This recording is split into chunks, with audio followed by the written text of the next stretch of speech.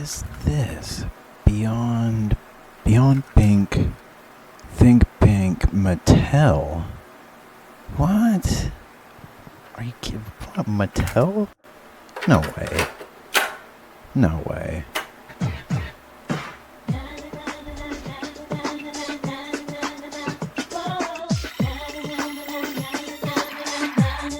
Hey, my name is Levi, and I'm learning how to enjoy life with confidence. My tragic backstory is mostly unrelatable, and it's pretty hard to listen to, so I'm gonna skip it for now. But I can tell you, after 29 long years, I can honestly say I'm finally ready to get a life. This is pretty much how I would define myself. People are very multifaceted. There I am. Now, these are some things I think I want to do with the life that I'm getting.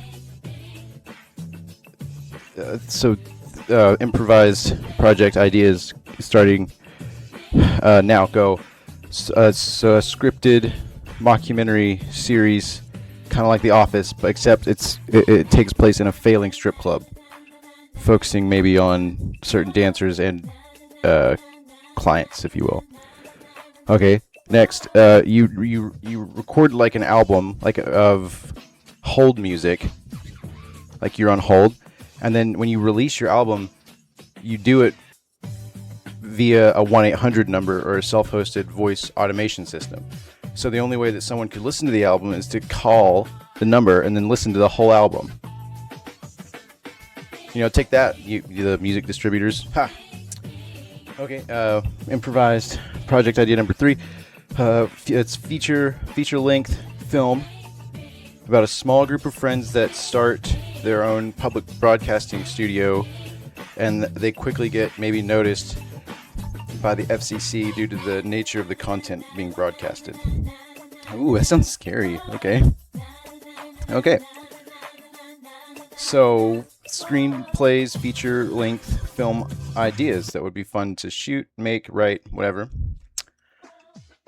If you're, so you could do a spoof biopic starring the Dead Milkmen, the band from Philly, and they wouldn't be the Dead Milkmen. They would be a newly formed fictional band of some sort, and maybe in the climax of the film could be one of the members maybe becomes very ill or in the hospital or dying, and that happens right before like the big gig, maybe like if they're at the end of the movie, like if they're opening for maybe another band or something. That's like their peak, this fictional band, but they're kind of almost elderly, like mid-60s, so the band chooses to leave the promise of success behind to have one final moment together, just as friends.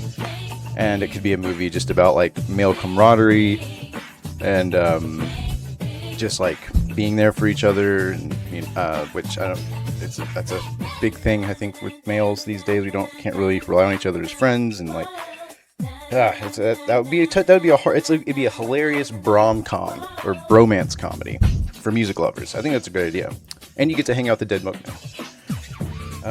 Okay, next one is kind of let's see. It's an unsettling slice of life film about Clint.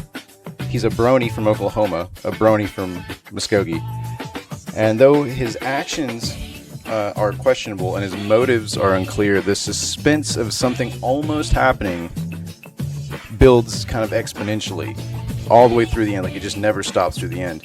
So the audience never really knows how to feel about Clint and his, obsession with maybe My Little Ponies and the other questionable things he does. I think that it would be a great way to flip the perspective of the audience back, kind of like a gag, and take him for a ride. Nobody wants to end up relating to a brony at the end of the day.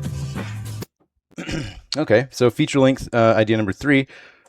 The Hole I Dug is a novel that I wrote.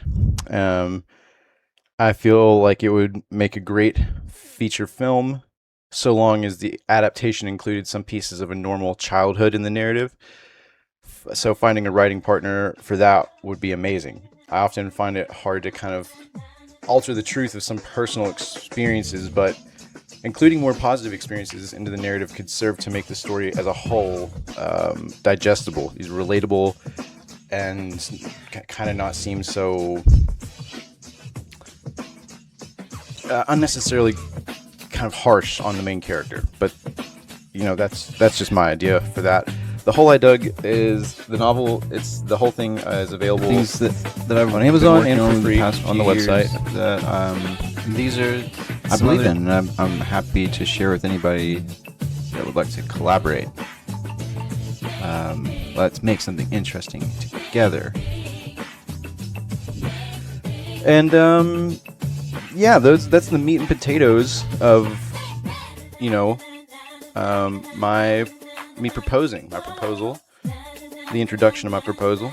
I believe it's a fine proposal that I took very seriously, and so the whole time. And so because of that, I thought I might end on a joke. Why? Okay, so why do European cars seem smaller to Americans? Because they're further away. Okay, so thanks for tuning in, and I hope you liked it. Talk to you soon. Kisses, loves, and biscuits. Mwah.